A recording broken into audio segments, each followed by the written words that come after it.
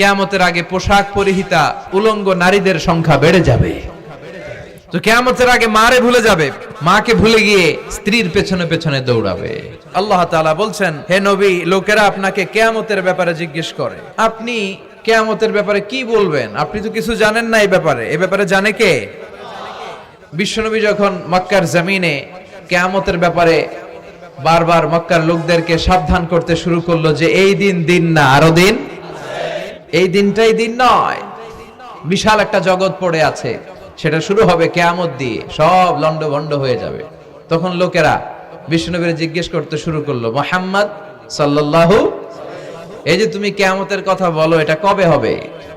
ইয়াসআলুনাকা আনিস সাআতি আইয়ানা মুরসাহা ফীমা আনতা মিন যিকরাহা ইলা রাব্বিকা মুনতাহাহা। সুবহানাল্লাহ পড়েন। ও নবী, লোকেরা আপনারা জিজ্ঞেস করে কিয়ামত কবে হবে, কিন্তু কবে হবে এটা আপনি কেমন করে বলবেন? এটা তো আপনি জানেন না, গোটা বিশ্বের কেউ জানে না, জানে একজন, তিনি কে? They are asking about the day of resurrection. People are asking you about Qiyamah. Who are you to talk anything about it? Only Allah has the final word regarding Qiyamah. ও নবী, লোকেরা আপনারা কিয়ামত কবে হবে খালি ধরে জিজ্ঞেস করে, তো এই ব্যাপারে আপনি কথা বলবেন কি করে?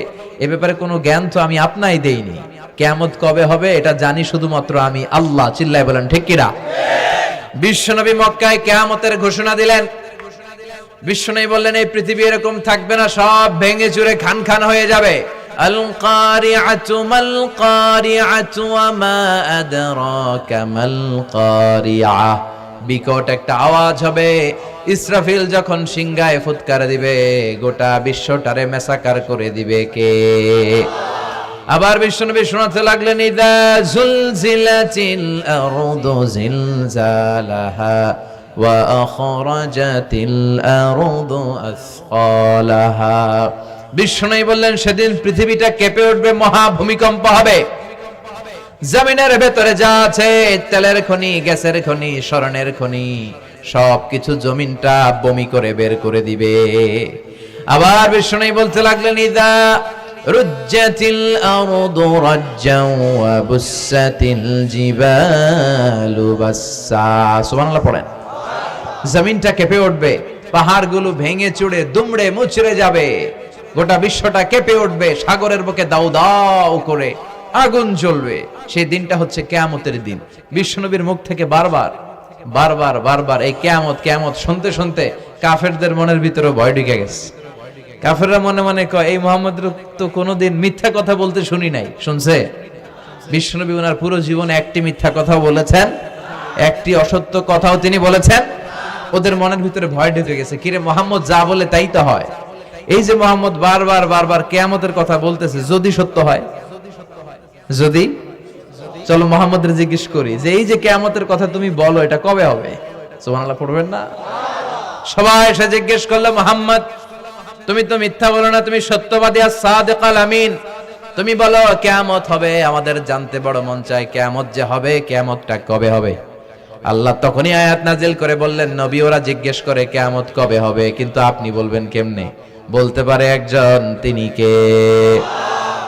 ইন্নাস সাআতা লাআতিয়াতুন লা রাইবা ফিহা ওয়ালাকিন্না আকসারান নাসি লা ইউমিনুন। আল্লাহ বললেন কিয়ামতটা হবেই হবে, এতে কোনো সন্দেহ নাই। সন্দেহ আছে নাকি? এটা কিন্তু ঈমানের সাথে সম্পৃক্ত। কিয়ামত যে হবে, আমাদের কারো সন্দেহ আছে? কারো সন্দেহ নাই। কারো কি এমন ক্ষমতা আছে যে কিয়ামতকে আটকায় দিবে? বলেন। পৃথিবীর কোন প্রধানমন্ত্রী, প্রেসিডেন্ট, পুলিশ প্রধান, র্যাবের প্রধান, বিডিআর, সেনাবাহিনী, Donald Trump, Barack Obama, George W Bush, Vladimir Putin, Narendra Modi, পৃথিবীর কেউ এই কিয়ামতকে আটকায় রাখতে পারে? অসম্ভব। কিয়ামত হবেই, কেউ কিয়ামতকে ঠেকায় রাখতে পারবে না। এটা হবে, কিন্তু কবে হবে কেউ জানে না, একজন ছাড়া। তিনি কে? ইন্নাল্লাহা ইনদাহু ইলমুস সাআহ। আল্লাহর কাছে আছে এই কিয়ামতের জ্ঞান, কেউ এই জ্ঞান রাখে না। সাইয়েদনা জিবরাইল বিশ্বনবীকে একবার প্রশ্ন করলেন, ইয়া রাসূলুল্লাহ সাল্লাল্লাহু আলাইহি ওয়াসাল্লাম, মাতা সাআ, এই যে আপনি কিয়ামতের কথা বলেন, এই কিয়ামতটা কখন হবে? বিশ্বনবী বললেন, মাল মাসউলু আনহা বিআলামা মিনাস সাইল। ও জিবরাইল, তুমি যেমনি জানো না আমিও জানি না। সুবহানাল্লাহ পড়েন। যারা জিজ্ঞেস করা হয়েছে সে জিজ্ঞাসাকারীর চেয়ে ভালো জানে না, মানে তোমার যা দশা আমারও একই দশা, তুমিও জানো না আমিও জানি না, তো জানে কে? আবার এক সাহাবী বললেন, ইয়া রাসূলুল্লাহ মাতা সাআ, কিয়ামত কবে হবে? বিশ্বনবী কোন উত্তর না দিয়ে আবার সাহাবীরে প্রশ্ন করলেন, বললেন, ওয়া মাযা আ'দাতা লিস-সাআ, কিয়ামত কবে হবে জানার জন্য পাগল হলে কেন? কিয়ামতের জন্য তুমি কি প্রস্তুত করে রেখেছো? সাহাবী বলে, মা আ'দাতু লাহা শাইআন ইয়া রাসূলুল্লাহ, ইয়া রাসূলুল্লাহ আমি কিয়ামতের জন্য কিছুই প্রস্তুত করতে পারি নাই, ইল্লা আন্নী উহিব্বুল্লাহ ওয়া রাসূলুহু, তবে একটা জিনিস আছে, সেটা কি? সেটা হচ্ছে আমি আল্লাহরে আর আল্লাহর রাসূলরে বড় ভালোবাসি। বিশ্বনবী বললেন, ফা ইন্নাকা মা আমান আহবাবতা, তুমি তো ভালো জিনিসে জোগাড় করেছো, জেনে রাখো তুমি যাদেরকে ভালোবাসো কিয়ামতের দিন জান্নাতে ঢুকে কিয়ামতের পরে জান্নাতে তাদের সাথেই তুমি থাকবা। যার সাথে যার ভালোবাসা তার সাথেই তার জান্নাত। চিল্লায় বলেন ঠিক কি না? তাহলে বোঝা গেল এই কিয়ামত হবেই, এই কিয়ামতরে কেউ ঠেকায় রাখতে পারে না। আর কিয়ামত কবে হবে এটা কেউ জানেও না, এমনকি জিবরাইলও জানতেন না। সাইয়েদনা জিবরাইল, এমনকি বিশ্বনবী মুহাম্মদ রাসূলুল্লাহ সাল্লাল্লাহু আলাইহি ওয়াসাল্লামও জানতেন না, জানে শুধু একজন, তিনি কে? কিন্তু অনেকে দেখবেন ইদানিং কালে বলে ফেলে যে অমুক সালে কিয়ামত। এটা বলার ক্ষমতা আপনারে দিয়েছে কে? এটা তো মিনাল উমুর আল গায়বিয়াত, অদৃশ্যের খবর। অদৃশ্যের খবর তো কেউ জানে না, কে জানে? অদৃশ্যের খবরের ব্যাপারে কিছু বলতে চাওয়া মানে অদৃশ্যের ব্যাপারে হস্তক্ষেপ করা, এটা কুফরি। এজন্য কিয়ামত কবে হবে এক্সাক্ট টাইম এটা আল্লাহ জানেন, বিশ্বনবীও জানতেন না। তবে বিশ্বনবী কিয়ামতের কিছু আলামত আমাদের সাথে শেয়ার করেছেন। হাদিসের পরতে পরতে, হাদিসের প্রামাণ্য কিতাবগুলোতে যখন আপনি পড়বেন, চ্যাপ্টারগুলোতে পড়বেন, বিভিন্ন জায়গায়, বিভিন্ন নসিহাতে, বিভিন্ন আলোচনায় বিশ্বনবী মুহাম্মদ রাসূলুল্লাহ তিনি বর্ণনা করেছেন যে কিয়ামতের আগ দিয়ে গোটা বিশ্বের, গোটা পৃথিবীর সামাজিক অবস্থা, রাষ্ট্রীয় অবস্থা, পারিবারিক অবস্থা এরকম হবে। কি কি আলামত বিশ্বনবী বলে গেলেন আমাদের জানার দরকার আছে না নাই? আমরাও কিন্তু অবাক করা কোনো কাণ্ড দেখলে বলে ফেলি এটা কিয়ামতের আলামত। আমরা যদি বেহায়াপনা দেখি, বিশেষ করে ধর্মপ্রাণ মুরব্বী যারা আছে, এরা বেহায়াপনা দেখলে সহ্য করতে পারে না, এরা বলে এগুলো কিয়ামতের আলামত। আছে না নাই? কিয়ামতের আলামত। আমি এরকম দেখেছি যে একটা সন্তান মায়ের পেট থেকে ভূমিষ্ঠ হয়েছে, কিন্তু ওই সন্তানের মাথা দুইটা। তো এগুলো দেখলে আমরা কি বলি? কিয়ামতের আলামত। কিন্তু বিশ্বনবী কিয়ামতের আলামতের ব্যাপারে কি বললেন, আমাদের কি শোনালেন, জানতে মনে চায়? কথা বলেন, শুনতে মনে চায়? আসেন আজকের এই চমৎকার রজনীতে কিয়ামতের আলামতের ব্যাপারে, আলামাতুল কিয়ামা, আশরাতুস সাআ, আস-সুগরা ওয়াল কুবরা, এগুলো আমরা জানার চেষ্টা করি। আপনি বিশ্বনবীর মুখনিসৃত এই বাণীগুলো যদি শোনেন যে কিয়ামতের আলামতের ব্যাপারে বিশ্বনবী কি বলেছে, শুনলে আপনার গা শিহরিয়ে উঠবে। আপনার মনে হবে বিশ্বনবী যেন এই একবিংশ শতাব্দীর দিকে তাকিয়ে তাকিয়ে বলে গিয়েছিলেন। মনে হবে যেন বিশ্বনবী বাংলাদেশের এই পরিবেশটা দেখে দেখে বলেছেন। প্রায় প্রতিটাই আমাদের সমাজের সাথে, আমাদের দেশের সাথে, আমাদের পরিবেশের সাথে খাপ খেয়ে যায়। কিয়ামতের আলামতগুলো দুই ভাগে বিভক্ত। একটু আওয়াজ করে উত্তর দিতে হবে, কয় ভাগ? একটা ছোট আলামত আর একটা বড় আলামত। চিল্লায় বলেন একটা, আরেকটা, আবার বলেন একটা, আরেকটা। বড় আলামত মোট 10টা। কয়টা? আল্লাহর মেহেরবানি 10টার একটাও প্রকাশ পায় নাই, একটাও প্রকাশ পায় নাই। কিন্তু কিয়ামতের ছোট আলামতগুলো অনেকগুলো আলামত, 30, 40, 35 এরকম হয়ে যাবে। এই ছোট আলামতগুলোর বেশিরভাগই আমাদের সমাজে প্রকাশিত হতে শুরু করেছে। যেগুলো হয় নাই এগুলো হওয়ার পথে, বেশিরভাগ সমাজে প্রকাশ পেয়ে গিয়েছে। আশরাতুস সাআ, আস-সুগরা ওয়াল কুবরা। আমরা আজকে কিয়ামতের ছোট আলামত, the minor signs of the day of judgment, কিয়ামত আসার আগ দিয়ে কি কি ছোট আলামত আমাদের সমাজে দেখা যাবে, এগুলো নিয়ে আমরা কিছু কথা শুনবো। আওয়াজ করে পড়েন ইনশাআল্লাহ। উদ্দেশ্য হচ্ছে এগুলো জেনে আমরা সচেতন হব। কি হব? আমরা আখিরাতের ব্যাপারে সচেতন হব। এবং নিজেদেরকে গড়ব এবং আমলের পরিমাণ এমন ভাবে বাড়াবো যাতে আমাদের আখিরাতটা সুন্দর হয়, ঠিক কিনা? অনেকেরই এই ইখলাস জিনিসটার খুব অভাব, এটা নাই, এটার ঘাটতি। আমরা আল্লাহর কাছে কামনা করি, আল্লাহ তুমি আমাদের হৃদয় ইখলাস দিয়ে পরিপূর্ণ করো। আল্লাহুম্মা রযুকনা ইখলাস, আল্লাহ তুমি আমাদেরকে ইখলাসকে রিজিক হিসেবে দাও। এই ইখলাসের নামে কোরআনে একটা সূরাও আছে না নাই? সূরার নাম কি? কুল হুয়াল্লাহু আল্লাহুস লাম ইয়ালিদ ওয়া লাম ইয়াকুল লাহু। এখানে আল্লাহ তাওহীদের কথা বলেছেন, ইখলাসের কথা বলেছেন। এজন্য আমরা যেন ইখলাসের সাথে শুনি, ইখলাসের সাথে আমল করি। আল্লাহ তুমি তৌফিক দাও। বিশ্বনবী কিয়ামতের ছোট আলামতের ব্যাপারে যা যা বললেন সেগুলো যদি আমরা ধারাবাহিকভাবে শুনতে চাই, তাহলে প্রথমেই যে আলামতটার কথা বলতে হবে সেটা হচ্ছে বিআসাতু রাসূলিল্লাহি সাল্লাল্লাহু আলাইহি ওয়াসাল্লাম। বিশ্বনবীর এই পৃথিবীতে, এই ধরাতে আগমনটাই হচ্ছে কিয়ামতের সর্বপ্রথম আলামত। সুবহানাল্লাহ কইতে পারলেন না? বিশ্বনবীর আগমন পৃথিবীতে হয়েছে কি হয় নাই? কথা বলেন। বিশ্বনবী যে আসছেন আবার চলে গেছেন, বিশ্বনবীর এই আগমনটা হয়ে গিয়েছে পৃথিবীতে কয় বছর চলে গেল? প্রায় 1400-1500 বছর চলে গেল, এখনো কিয়ামত হয় নাই। সুবহানাল্লাহ পড়েন। বিশ্বনবী বলতেন বুইস্তু আনা ওয়া সাআতু কাহাতাইন, আমি এবং কিয়ামত এইভাবে পিঠাপিঠি হয়ে নাজিল হয়েছে। এই আঙ্গুল থেকে এই আঙ্গুলের মাঝখানে যেমনি তেমন কোনো ব্যবধান নাই, আমি বিশ্বনবী আর কিয়ামতের মাঝখানেও তেমন কোনো ব্যবধান নাই। বিশ্বনবী সাহাবাদেরকে বুঝাতে যে প্রায় এরকম আঙ্গুল ব্যবহার করতেন, ইশারা দিতেন, আঁকা ঝোঁকা করতেন। এখন আধুনিক শিক্ষা পদ্ধতিতে এগুলো ব্যবহার হতে শুরু হয়েছে। এগুলো সব বিশ্বনবীর মেথোডোলজি। সুবহানাল্লাহ পড়বেন না? বিশ্বনবী আবার আরেক জায়গায় বলেছিলেন আনা ওয়া কাফিলুল ইয়াতীমি কাহাতাইন, আমার আঙ্গুলের দিকে দেখতেছেন? হ্যাঁ, আনা ওয়া কাফিলুল ইয়াতীমি কাহাতাইন, আমি আর ইয়াতীমের রক্ষণাবেক্ষণকারী জান্নাতে এরকম কাছাকাছি থাকবো। এই দুই আঙ্গুল যেমনি কাছাকাছি, আমি আর ইয়াতীমের রক্ষণাবেক্ষণকারী এরকম জান্নাতে থাকবো কাছাকাছি। আমরা এখন রক্ষণাবেক্ষণ করব কি? ইয়াতীমের সম্পদ লুণ্ঠনের ক্ষেত্রে আমরা এক নাম্বার। চিল্লায় এখন ঠিক কিনা? ইয়াতীমের মাথায় হাত বুলিয়ে দিলে আল্লাহ খুশি হয়ে যায়। এতিমদেরকে ভালোবাসলে আল্লাহ তারে ভালোবাসে। এতিমের জন্য দান সদকা করলে তার মর্যাদা বাড়ায় দেয় কে? আমাদের এলাকাগুলোতে এতিমখানা নাই? আমাদের সমাজে এতিম আছে না নাই? তার বাবা নাই, তার মা নাই, এতিম। আপনি তার ঘরে খাবার পৌঁছে দেন, আপনার আব্বার কবরটারে জান্নাতে টুকরা বানায় দিবে কে? এতিম মিসকিনদেরকে সহায়তা করবেন, দান সদকা ওইখানে করবেন। ওইদিকে টাকা না দিয়ে মাজারে যে টাকা দেয় এরকম লোক আছে না নাই? মাজারে টাকা দেওয়া যাবে অপ্রয়োজনে? মাজারে কেন টাকা দিবেন? ওখানে একজন লোক শুয়ে আছে, পড়ে আছে, উনার টাকা লাগবে? টাকা লাগবে আমগো জীবিত যারা আছে আমাদের। কথা কন। গরিব, দুস্থ, সুবিধা বঞ্চিত মানুষ যারা আছে তাদের টাকা লাগবে। এজন্য মাজারে যে মানত করা যাবে? মানত করতে হবে একজনের নামে। চিৎকার করে বলেন চিনি কে? অনেকে দেখবেন মাজারে যে মোমবাতি দিয়ে আসে, আগরবাতি দিয়ে আসে, হ্যাঁ, কাপড় দিয়ে আসে, ছাগল দিয়ে আসে, মুরগি দিয়ে আসে, গরু দিয়ে আসে, আছে না নাই? দেখবেন মাজারে আবার মশারিও দিয়ে রাখে, আছে না নাই? যিনি শুয়ে আছে ওনার কি মশায় কামড়ায়?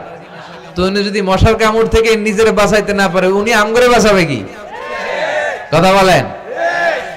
আবার দেখবেন অনেক ড্রাইভার অনেক মাজারের পাশ দিয়ে যখন যায় সে গাড়ি স্লো করে ফেলে। ড্রাইভারকে জিজ্ঞেস করেন যে তুমি স্লো করলা কেন? সে বলে এখানে বাবার মাজার, বাবা অনেক গরম। গাড়ি উল্টায় দিবার পারে। কি করতে পারে? আচ্ছা, গাড়ি উল্টালে কি হয়? দুর্ঘটনা হয়, মানুষ মারা যায়। যারা মানুষ মারে এরা কি বাবা নাকি ডাকাত? তো এ কেমন আল্লাহর ওলি, সে মানুষ মেরে ফেলে। আপনি একটু আকল খাটালে আপনি বুঝতে পারবেন যে এগুলোর সাথে ইসলামের কোনো সম্পর্ক নাই। ইসলাম শিখায় চাইতে হবে একজনের কাছে। ইদা সাআলতা ফাসআলিল্লাহ, ফরিয়াদ করবা তো কার কাছে করব? চাইতে হবে কার কাছে? ছেলে চান কে দিবে? মেয়ে চান কে দিবে? ছেলে মেয়ে দুইটা চান কে দিবে? ব্যবসায় সফল হতে চান কে দিবে? জান্নাতি হতে চান কে দিবে? আল্লাহ ছাড়া কেউ কিছু দিতে পারে? বিশ্বনবী মুহাম্মদ রাসূলুল্লাহ সাল্লাল্লাহু আলাইহি সাল্লাম কি আমাদের কিছু দিতে পারে? না। এজন্য ওনার কবরে যেও চাওয়া যায় না, ওনারে সালাম দেওয়া যায়। ওখানে যে বিশ্বনবীকে সালাতু সালাম পাঠানো যায়, কিন্তু বিশ্বনবীরে বলা যায় না, ইয়া রাসূলুল্লাহ আমার একটা মেয়ে দেন, আমার একটা ছেলে দেন, ইয়া রাসূলুল্লাহ আমার নির্বাচনে পাশ করাইয়া দেন। এখন নির্বাচন আসছে নতুন না, প্রায় দেখি অ্যানাউন্সমেন্ট চলতেছে কাউন্সিলর নির্বাচন। তো বিশ্বনবীর কবরের সামনে দাঁড়িয়েও চাওয়া যায় না। তো বিশ্বনবীর কবরের সামনে দাঁড়িয়ে কিছু চাইলে সৌদি পুলিশ হাতের মধ্যে লাঠি দিয়ে বাড়ি মারে, দাঁড়াতেই দেয় না। যে এখানে কি চাও তুমি, সামনে কেবলা, কেবলামুখী হও। এই বিশ্বনবী যার কাছে যাইতেন তার কাছে যাও, তিনি ছাড়া কিচ্ছু করার ক্ষমতা গোটা বিশ্বে কারো নাই। আল্লাহর ধনভাণ্ডার কত বিশাল, তিনি আমাদের সবাইকে যদি জান্নাতুল ফেরদাউস দিয়ে দেয়, ওনার জান্নাতের মধ্যে ঠেলাঠেলি হবে তো না? কথা কন। বিশ্বনবী 8টা জান্নাতের যে স্টেজ, এই 8টার সবগুলাই থাকবে না, উনি থাকবে জান্নাতুল ফেরদাউস। নবী থাকবে একটাই, আমরা আরেকটাই। এটা সম্ভব? অন্য কোন জান্নাত দিয়ে আমাদের বুঝ দেওয়া যাবে? আমরা আল্লাহর কাছে বলবো, আল্লাহ আমগো নবী যেদিকে, আমরা থাকবো বিশ্বনবী থাকবে জান্নাতুল ফেরদাউস, আমরাও থাকবো ফেরদাউসে ইনশাআল্লাহ। পড়েন, এত বিশাল জান্নাত, কোনো ধাক্কা ধাক্কি নাই। জান্নাতের এক একটা দরজা চিনেন তো না? বিশ্বনবী যখন জান্নাতের দরজার বর্ণনা দিচ্ছেন, বিশ্বনবী বলছেন ইন্নাল মিসরাআইন মিন মাসারি'আল জান্নাহ মা বাইনা মাক্কাতা ওয়া হাজার। ও সাহাবারা, জান্নাতের দরজাগুলো কত বড়, শোনো শোনো। বিশ্বনবী বললেন সৌদি আরবের মক্কা শহর থেকে বাহরাইনের হাজার শহর যত লম্বা, জান্নাতের এক একটা দরজা তত লম্বা। তার মানে এক এক ধাক্কায় কয়েকশো কোটি লোক জান্নাতে ঢুকে যাবে। তো ওই জান্নাতে আমরা সবাই যদি ফেরদাউসে থাকি, আল্লাহর কোনো ঘাটতি আছে?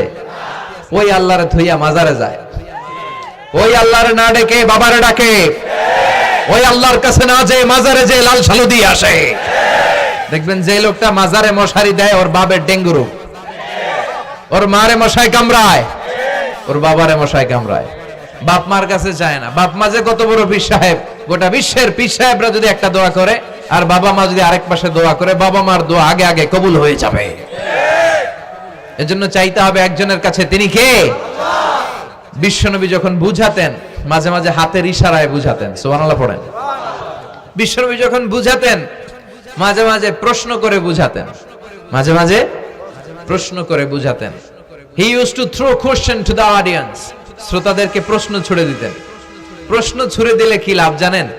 শ্রোতারা ভাবতে শুরু করে উত্তরটা কি। যখন উত্তরটা করতে পারে না, তখন বিশ্বনবী উত্তর বলে দিতেন। যখন উত্তর করতে যে ঠেকে যায় একটা ঠেকা ঠেকা ভাব, তখন যখন উত্তরটা জানা হয়, ওই উত্তর আর ভোলা হয় না। কথা বলেন। বিশ্বনবী সাহাবাদেরকে প্রশ্ন করলেন, ইন্না মিনাশ শাজারাতি শাজারাতুন লা ইয়াসকুতু ওয়ারাকুহা। ও সাহাবারা, গাছের মধ্যে, বৃক্ষলতার মধ্যে এমন একটা বৃক্ষ আছে, এমন একটা গাছ আছে, যেই গাছের কোনো পাতা ঝরে না। মাসালুহা কামাসালুল মুমিন। ওই গাছের দৃষ্টান্ত মুমিনের দৃষ্টান্তের মতো। বলো তো, হাদিসুনি মা হিয়া, দেখি তোমরা পারো কিনা ওই গাছটা কি? কেউ পারে না। কেউ বলে ওই গাছ, কেউ বলে মরুভূমির ওই ক্যাকটাস গাছ, কেউ বলে ওই গুলমলতা, কেউ বলে ওইটা, কেউ বলতে পারে না। বিষ্ণু বললেন কারোটা হয়নি। ইন্নাহা নাখলা, এটা হলো খেজুর গাছ। সাহাবারা ভাবসারে খেজুর গাছ তো প্রত্যেক ঘরের পিছনে পিছনে, এটা ধরছে নাকি? ধরলে তো কঠিনটাই ধরবে। এজন্য সাহাবাদের প্রত্যেক বাড়ির পাশে খেজুর গাছ। ওইদিকে মন যায় না, মন গেছে দূরে, দেখি তো কোন গাছ, খুঁজে পায় না। সুবহানাল্লাহ পড়েন। এই যে বিশ্বনবীর শিখানোর পদ্ধতি, education system, how to teach the children, আপনি ছাত্রদেরকে কিভাবে পড়াবেন, এটা বিশ্বনবী হাতে কলমে আমাদেরকে শিখিয়ে গিয়েছে। ওই মজলিসে আব্দুল্লাহ ইবনে ওমর রাদিয়াল্লাহু আনহু আর ওনার বাবা ওমরে ফারুক দুইজনই উপস্থিত ছিলেন। বাড়িতে যাওয়ার পরে ছোট্ট আব্দুল্লাহ ইবনে ওমর সাইয়েদনা ওমরে ফারুককে বলেন, আব্বা, বিশ্বনবী যে আজকে প্রশ্নটা করছিল, আমি কিন্তু উত্তর জানতাম। সুবহানাল্লাহ কইবেন না? ওমরে ফারুক বললেন, বলো কি, তুমি জানতা যেটা খেজুর গাছ? আব্দুল্লাহ ইবনে ওমর বলে, না আমি আবি, হ্যাঁ আমি জানতাম। তো বললা না কেন? তুমি যদি আজকে উত্তর দিতে পারতা, তাহলে আরবরা লাল কপালের উট পেলে অনেক খুশি হয়ে যায়। তিনি বললেন, লাল চাঁদওয়ালা উট পেলে মানুষ যেরকম খুশি হয়, আজকে তো আমি অত খুশি হইতাম, বিশ্বনবীর সামনে আমার বুকটা এত বড় হয়ে যেত যে আমার ছেলে উত্তর করতে পেরেছে। আব্দুল্লাহ ইবনে ওমর বললেন, আপনি আমার আব্বা, আশেপাশে চাচারা কেউ পারে না, আমি কেমনে কই? সুবহানাল্লাহ কইবেন না? দেখেন বিশ্বনবীর শিখানোর কত চমৎকার পদ্ধতি।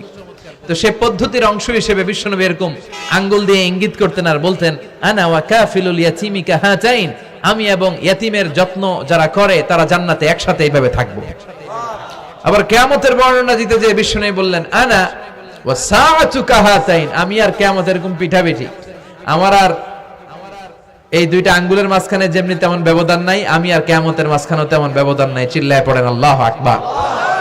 তাহলে বিশ্বনবীর ঘোষণা অনুযায়ী কিয়ামতের প্রথম আলামত হচ্ছে বিশ্বনবীর স্বয়ং আগমন। এটা হয়েছে কি হয় নাই?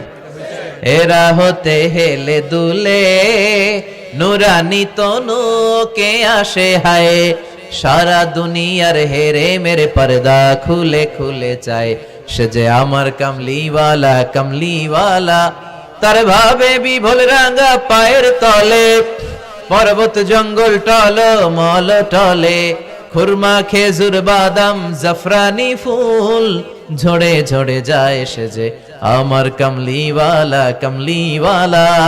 সুবহানাল্লাহ পড়েন। এই কামলিওয়ালা নবীর আগমনটাই কিয়ামতের প্রথম আলামত। তাহলে প্রথম আলামত আমরা পাইছি কি পাই নাই? পেয়ে গেলাম। এরপরে বিষ্ণু বলেছেন, যুহুর কাসরাতিল ফিতান বিআনওয়াইহা, কিয়ামতের আগ দিয়ে সমাজে ফিতনা ফাসাদ বেড়ে যাবে। পারিবারিক ফিতনা আমাদের আছে না নাই? সামাজিক ফিতনা, একটু আওয়াজ করে উত্তর দিবেন। রাষ্ট্রীয় ফিতনা, নারী ঘটিত ফিতনা, খালি ফিতনা আর ফিতনা। আপনি যেদিকে তাকাবেন ওইদিকেই ফিতনা। আপনি চাইলেও আপনার ঈমান বাঁচাতে পারছেন না। আমরা চাই আমার চোখটা হেফাজত করব, পারছি না। ইউটিউবে ঢুকলাম, জাকির নায়েকের লেকচার শুনবো। ইউটিউবে ঢুকলাম, শায়েখ সুদাইসের তেলাওয়াত শুনবো। ওদিকে তেলাওয়াতও বাজে আর নিচে সাজেস্টেড ল্যাংটা ভিডিও আছে না নাই? কই যাব আমরা? কিভাবে বাঁচাবো আমাদের চোখ? বায়ে অশ্লীলতা দেখে ডানে তাকায়, দেখি ওদিকে অশ্লীলতা, আবার বায়ে তাকায়, ওখানে অশ্লীলতা, সামনে তাকাই অশ্লীলতা, আবার পেছনে তাকাই অশ্লীলতা, নিচে তাকাই অশ্লীলতা, উপরে তাকাই ওদিকে অশ্লীলতা। আমরা যাব কই? আন-নাযার সাহমুন মাসমুম মিন সিহাম ইবলিস। এই দৃষ্টি শয়তানের বিষ মাখানো তীরবানের মধ্য থেকে ভয়ঙ্কর তীর। এই তীর দিয়ে শয়তান যুবক যুবতীদেরকে কাবু করে ফেলে। একটা যুবক যুবতীর মধ্যে প্রথমে আই কন্টাক্ট হয়। কি হয়? প্রথমে আই কন্টাক্ট, চোখে চোখে একটা ভাব বিনিময় হয়। হ্যাঁ, এরপরে এসএমএস এর আদান প্রদান হয়। কথা বলেন। এরপরে ডেটিং হয়। ডেটিং কি হয়? এরপর হয় গার্লফ্রেন্ড বয়ফ্রেন্ড। আছে না নাই? এগুলো ভুইঘরে নাই। ভুইঘরের ছেলেপেলেরা আল্লাহওয়ালা। হ্যাঁ, কি ভয়ঙ্কর অবস্থা। আমরা ছোটবেলায় এই সমস্ত গার্লফ্রেন্ড বয়ফ্রেন্ড কি বুঝতামই না। এখন ক্লাস 5 থেকে শুরু, ক্লাসে যারা যারা আছে ভাগাভাগি হয়ে যায় কোনটা কার। আছে না নাই? কয় এইটা আমার, মানে আমার ফ্রেন্ড, এটা আমার এই কি ফ্রেন্ড, গার্লফ্রেন্ড, এটা আমার গার্লফ্রেন্ড, তো এটা তোর গার্লফ্রেন্ড। আছে না নাই? আবার এটারে সংক্ষেপ করছে, কয় জিএফ। কি কয়? তোমাদের এগুলা নাই তো? হ্যাঁ আছে, অর্ধেক কয় আছে, অর্ধেক কয় নাই। খুব চালাক এরা। প্রিয় ভাইয়েরা, এগুলো আমাদের সংস্কৃতি নয়। বিবাহ বহির্ভূত যে কোনো ধরনের নারী পুরুষের সম্পর্ককে হারাম করেছে কে? আসুন আমরা বিয়েটাকে সহজ করি, আর্লি ম্যারেজ ক্যাম্পেইন করি। আর কত বলবো? যতদিন বেঁচে থাকি বলবো, বিয়েটারে সহজ করে দেন। ছেলের বাবা যারা আছেন, মেয়ের বাবা যারা আছেন, বিয়েটা সহজ করে দেন। তা না হলে এই যে 14ই ফেব্রুয়ারি গুলো যায়, আছে না নাই? কি নাম? কি? বিশ্ব বেহায়া। আহা, এগুলো আগে ছিল না। এগুলো সব কিয়ামতের আলামত। চিল্লা এখন ঠিক কিনা? এই দিবসগুলোতে আপনার উঠতি বয়সের তরুণী মেয়ে, আপনার ছেলে যে পাপগুলো করে বিয়ে না করার কারণে, এই পাপগুলোর একটা পার্সেন্টেজ গুনাহ আপনার আমলনামায় আছে না নাই? এজন্য খবরদার, বাবা মা যারা আছেন, ছেলে মেয়েদেরকে সময় মতো বিয়ে করিয়ে দেন। আমাদের দেশে বিয়ে অনেক সময় অনেক দেরি হয়ে যায়, বিশেষ করে ছেলেদের দেরি হয়ে যায়। বলে তুই নিজের পায়ে দাঁড়া। তো এতদিন ও কার পায়ে দাঁড়াইছে? ও তো নিজের পায়ে দাঁড়িয়েছে, একটু সহযোগিতা করেন না আপনি। বিয়েটা সহজ করে দেন, বিয়ের চেয়ে ভালো কাজ পৃথিবীতে নাই। হ্যাঁ, ইয়াং পোলাপানরা অনেক খুশি হয়ে গেছে। হ্যাঁ, বিয়ে করবে তোমরা, বিয়ে বহির্ভূত জিএফ বিএফ এর দরকার আমাদের নাই। চিল্লায় বলেন ঠিক কিনা? ইসলামের ইমেজকে, আমাদের মোরালিটি, আমাদের এথিক্যাল স্ট্যান্ডিং পয়েন্ট যেখানেই নষ্ট হবে ওগুলোর বিরুদ্ধে আমাদেরকে সোচ্চার হতে হবে। এই নৈতিকতার অবক্ষয় হতে হতে এমন পর্যায়ে ঠেকেছে বাংলাদেশটা এখন জাহান্নামের টুকরা হয়ে গিয়েছে। এখন মেডিকেলের ডাস্টবিনে ছোট্ট ছোট্ট নবজাতক বাচ্চার লাশ পাওয়া যায়। এগুলো সব 14ই ফেব্রুয়ারি পালনের ফসল। এগুলোর সাথে মুসলমানদের কোনো সম্পর্ক থাকতে পারে না। এগুলো ইসলামের সাথে কোনো সম্পর্ক নাই। এগুলো হচ্ছে পাশ্চাত্য থেকে আমদানি করা, পার্শ্ববর্তী দেশ ভারত থেকে আমদানি করা। আমাদেরকে যে ইসলামের সুশীতল বাণী বিশ্বনবী শিখিয়েছেন, আমাদের জানিয়েছেন, দ্যাটস এনাফ ফর আস, এটাই আমাদের জন্য যথেষ্ট। এজন্য এই যুগটা হচ্ছে, বিশ্বনবী বললেন, ফিতনার যুগ। আখিরি জামানায় জ্বলন্ত আগুনের কয়লা নিয়ে হাতে রাখাটা সহজ হয়ে যাবে, কিন্তু ঈমান নিয়ে টিকে থাকা কঠিন হয়ে যাবে। আপনি চাইলেও ভালো থাকতে পারবেন না, আপনি হকের কথা চাইলেও বলতে পারবেন না। ঝুঁকি আছে না নাই? গুম আছে না নাই? ক্রস ফায়ার আছে না নাই? কিন্তু এই হকের রাস্তা আমরা ছাড়বো না। বিশ্বনবী বললেন ফিতনা বেড়ে যাবে। আপনি হক হালাল মেনটেন করতে চান কিন্তু পারবেন না। আপনি ঘুষ খাবেন না, কি হবে? টেবিলের নিচ দিয়া ঘুষ, উপর দিয়া ঘুষ, সব জায়গায় ঘুষ। আপনার পাশে যে চাকরি করে সে খায় ঘুষ, ও খায় ঘুষ, নিচের কর্মচারী খায় ঘুষ, উপরের বসও খায় ঘুষ। কথা বলেন, আপনি চাইলেও পারছেন না। এজন্য বিশ্বনবী সবসময় দোয়া করতেন, আল্লাহ ফিতনা থেকে আমাদেরকে বাঁচাও। বিশ্বনবী পড়তেন, আল্লাহুম্মা ইন্না নাউযু বিকা মিনাল ফিতান মা যাহারা মিনহা মা বাচান। হে আল্লাহ, প্রকাশ্য অপ্রকাশ্য সব ফিতনা থেকে তুমি আমাদেরকে বাঁচাও। চিল্লায় পড়েন আমিন। আওয়াজ করে আমার সাথে পড়েন, আল্লাহুম্মা ইন্না নাউযু বিকা মিনাল ফিতান মা যাহারা মিনহা ওয়া মা বাতান। এর মানে হচ্ছে, হে আল্লাহ, প্রকাশ্য অপ্রকাশ্য, দেখা যায় দেখা যায় না, এরকম সব ফিতনা থেকে তুমি আমাদেরকে বাঁচাও। তাহলে এই যে বিশ্বনবী বললেন কিয়ামতের আগে ফিতনা বেড়ে যাবে, এই আলামতটা সমাজে আছে না নাই? এরপরে বিশ্বনবী বলেন খুরুজ মুদ্দাঈন নবুওয়া, কিয়ামতের আগ দিয়ে ভণ্ড নবী দাবিদার বেড়ে যাবে। বুখারীর বর্ণনায় বিশ্বনবী বললেন, ততক্ষণ পর্যন্ত কিয়ামত হবে না যতক্ষণ না 30 জন ভণ্ড নবী দাবিদার বেরোবে। ভণ্ড নবী দাবিদার, একটাও নবী না। কুল্লুহুম কাযাবুন দাজ্জালুন, সবগুলো মিথ্যাবাদী, কাযাব আর দাজ্জাল। বিশ্ব নবী হচ্ছেন সর্বশেষ নবী।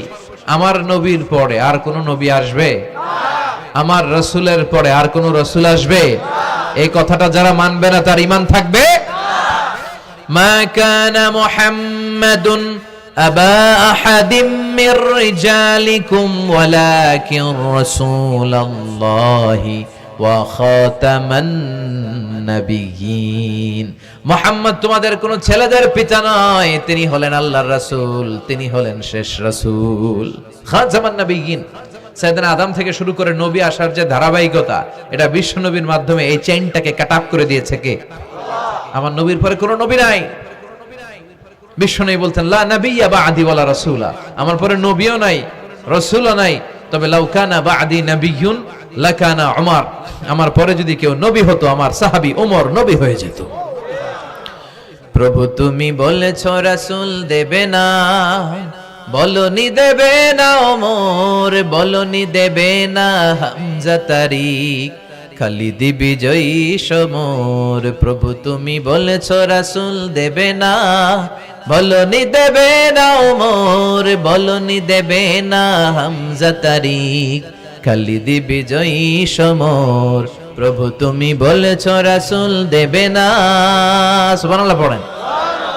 ওমর ফারুক নবী হয়ে যেত, এমন কোয়ালিটি ছিল। আসাদুহুম ফি আমরিল্লাহি উমর, আল্লাহর আইন বাস্তবায়নের ক্ষেত্রে গোটা বিশ্বের মধ্যে সবচেয়ে শক্ত ছিলেন সাইয়েদনা ওমর। আর এই উম্মতের মধ্যে সবচেয়ে নরম দিলের ছিলেন সাইয়েদনা আবু বকর। আরহামু উম্মতি বি উম্মতি আবু বকর। তিনি যখন নামাজে দাঁড়াতেন, সালাতে দাঁড়াতেন, উনি যখন তেলাওয়াত শুরু করতেন, ওনার কান্নার আওয়াজে তেলাওয়াতের আওয়াজ বোঝা যেত না। আর আমাদের নামাজে কান্না আসে? হ্যাঁ, নামাজে দাঁড়াইলে সারাদিন যেটা মনে পড়ে না ওটা নামাজে দাঁড়াইলে মনে পড়ে, আছে না নাই? নামাজেও দাঁড়ায়, আবার বিপিএল এ কি হইলো ওই টেনশন আছে না নাই? নামাজও পড়ে, আবার মাশরাফি কি আউট, এখন তো আবার উনি কি এমপি না, মাননীয় এমপি মাশরাফি। এমপি বললে কেমন জানে লাগে, শুধু মাশরাফি বলতে ভালো লাগে, কথা কন। তো উনি কি আউট নাকি ছক্কা, এই টেনশন গুলো আছে না নাই? এই তো আমাদের নামাজ। এই নামাজগুলো মিজানের পাল্লায় উঠালে কোনো ওজন হবে? কথা বলেন। বিশ্বনবী যখন সালাত পড়তেন, বিশ্বনবীর পা গুলো ফুলে, হাত্তা তাতাওয়াররামু খাদামা, টিউমার যেমনি ফুলে থাকে বিশ্বনবীর পা গুলো ফুলে যেত। তাহাজ্জুদ পড়তে পড়তে দাঁড়িয়ে থাকতে থাকতে হাত দুইটা প্যারালাইজড হয়ে যেত, আর নাড়াতে পারে না। এরপরে তিনি হাত ছেড়ে দিতেন প্রশান্তির জন্য, এরপরে হাত ছেড়ে দিয়ে কেরাত পড়তেন, আবার যখন ভাল লাগতো আবার ধরতেন। সুবহানাল্লাহ পড়ে। আলী কারামাল্লাহু ওয়াজহার পায়ের ভেতরে এক যুদ্ধে তীর ঢুকে গেল। এই তীর টেনে বের করা যায় না, তীর টান দিলেই উনি চিৎকার মারে, জখম হয়েছে অনেক ভিতরে। বিশ্বনবী বললেন, আরিহনা বিসসালা ইয়া বিলাল, আকিমিস সালা, বেলাল আজান দাও, নামাজ শুরু করি। নামাজ শুরুর আগে আরেক সাহাবীরে বললেন, আলী যখন জামাতের কাতারে দাঁড়াবে, তুমি নামাজে না দাঁড়িয়ে আলীর পায়ের সামনে যে ওই পায়ের তীরটা টান দিয়ে বের করবা। সুবহানাল্লাহ পড়েন। একামত হলো, বিশ্বনবী সালাত শুরু করলেন। বিশ্বনবীর কথা অনুযায়ী ওই সাহাবী যে আলী কারামাল্লাহু ওয়াজহার পা থেকে টান দিয়ে তীরটা বের করে নিয়ে আসলেন, ফিনকি দিয়ে রক্ত বের হলো, জায়গাটা রক্তে সয়লাভ, কিন্তু সাইয়েদনা আলী কারামাল্লাহু ওয়াজহা টেরই পায় নাই। সালাত শেষ, উনি দেখেন পায়ের মধ্যে তীর নাই, রক্তের সয়লাভ, যেখানে দাঁড়ালেন ওখানে খালি রক্ত। বিশ্বনবীরে বললেন, ও নবী আমার পায়ের তীর কই? বিশ্বনবী বললেন, আলী রে, আমি জানি তুমি যখন যায় নামাজে নামাজের জন্য দাঁড়িয়ে যাও, দিন দুনিয়ার হুঁশ তোমার থাকে না, তোমার হৃদয়টা এখানে থাকে না, দেহটা এখানে থাকে, হৃদয়টা চলে যায় আল্লাহর আরশের উপরে। সাহাবারা যখন মরুভূমিতে নামাজ পড়তেন, মরুভূমির পাখিগুলো এসে সাহাবাদের মাথার উপরে বসে যেত। পাখিগুলো মনে করতো এগুলো মরুভূমির খেজুর গাছটা হবে। কি হবে? কারণ নড়ে চড়ে না তো, আমাদের মতো এরকম দাড়ি চুলকা না, এরকম জামা ঠিক করে না, দাঁড়াইছে তো দাঁড়াইছেই। সুবহানাল্লাহ পড়েন। তো ইবাদতে এরকম আন্তরিকতা, একাগ্রতা দরকার আছে না নাই? বিশ্বনবীর পরে কোন নবী হবে না, কিন্তু বিশ্বনবী বললেন কিয়ামতের আগে এরকম অনেক ভণ্ড নবী দাবিদার বের হবে। বিশ্বনবীর সময়কালেই এক ভণ্ড নবী দাবিদার বের হয়েছিল, ওর নাম হচ্ছে মুসাইলামাতুল কাযযাব। এসে বলে, মুহাম্মদ আন-নবুওয়া নিসফুন লাকা ওয়া নিসফুন লি, তুমি একা নবী নও, নবুয়ত অর্ধেক তোমার অর্ধেক আমার, আমারটা আমারে বুঝায় দাও। বিশ্বনবী বললেন, তোরে বুঝায় দেব? আনতা লাস্তা মুসাইলামা ফাকাত, আনতা মুসাইলামাতুল কাযযাব, আজ থেকে তুই শুধু মুসাইলামা না, তুই ভণ্ড মুসাইলামা, তুই মিথ্যাবাদী মুসাইলামা। বিশ্বনবীর পরে এরকম আলজেরিয়াতে অনেক ভণ্ড নবী দাবিদার বের হয়েছে। এই যে ভারতবর্ষের ইন্ডিয়া পাকিস্তান, এখানে পাঞ্জাব একটা এলাকা আছে, নাম শুনছেন?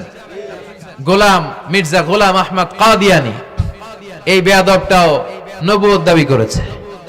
নাউজুবিল্লাহ পড়তে পারলেন না? সে প্রথমে দাবি করছে আমি শেষ নবী, এরপরে সে দাবি করছে আমি ইমাম মাহাদি, এরপর সে দাবি করছে আমি ঈসা আল মাসিহ।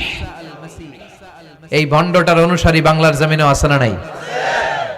এদেরকে রাষ্ট্রীয়ভাবে কাফের হিসেবে আখ্যা দেওয়ার দরকার আছে না নাই? এত আন্দোলন হয়, এত কথা হয়, কিন্তু সরকারের টনক নড়ে না। এদেরকে রাষ্ট্রীয়ভাবে কাফের হিসেবে ঘোষণা দিতে হবে, সার্কুলার জারি করে চিল্লায় বলেন ঠিক কিনা? এরা মুসলমান নয়। কারণ আপনি শুধু লা ইলাহা মানলেই মুসলমান হতে পারবেন না, মুমিন হতে পারবেন না। বিশ্বনবীর উপর সাক্ষী দেওয়ার দরকার আছে না নাই? বিশ্বনবী শেষ নবী, ওনার পরে কোনো নবীও আসবে না, কোনো রাসূলও আসবে না, চিল্লায় বলেন ঠিক কিনা? এই বেয়াদবটা পায়খানা করতে যায় টাঙ্কি ভাঙ্গা গুয়ের টাঙ্কিতে পয়রা মরছে। শত শত বছরের ময়লা পায়খানাটার মধ্যে জমা, গু খাইতে খাইতে পেটটা হইছে এত বড়, আর পারে না। আল্লাহকে খা, জনমের খাওয়া। নবীরা যেখানে মারা যায়, নবীরা নিজে পবিত্র, যেখানে মরে ওই জায়গাটাও, কিন্তু বেয়াদবটা কই মরছে? বাথরুমের টাঙ্কির ভিতরে। তো মেথর নিয়ে আসা হয়েছে, মেথর ভাইরা এসে রশি দিয়ে ওটার উঠায়। কিছু দূর ওঠার পরে এত ওজন, রশি টশি ভাঙ্গা আবার ধস করে পড়ে, আবার উঠায়, আবার পরে আল্লাহকে জনমের মতো ঘু খাইয়া নে। বিষ্ণুবীর সাথে বেয়াদবি করেছিস, তোর ইজ্জতের 12টা আমি বাজায় দিলাম। চিল্লা এখন ঠিক কিনা? যারাই বিষ্ণুবীর সম্মান নিয়ে ঝিনিমিনি খেলেছে তাদের রেহাই দুনিয়াতেও নাই, আখেরাতেও নাই। এই মুসাইলামা দুনিয়াতেই অপমানিত হয়েছিল। সে বিশ্বনবীকে নকল করত, কপি করত, বেয়াদবি করত, স্পর্ধা দেখাতো। বিশ্বনবী কোন গাছের মধ্যে হাত লাগালে ওই গাছের ফলন বেড়ে যেত। সে বলতো আমি নবী, তার এলাকার লোকেরা বলে তাহলে বিশ্বনবী মুহাম্মদের মতো তুমি আমাদের এলাকার গাছে হাত লাগাও। সে কোন গাছে হাত লাগাইলে ওই গাছের সব ফল মরে যেত।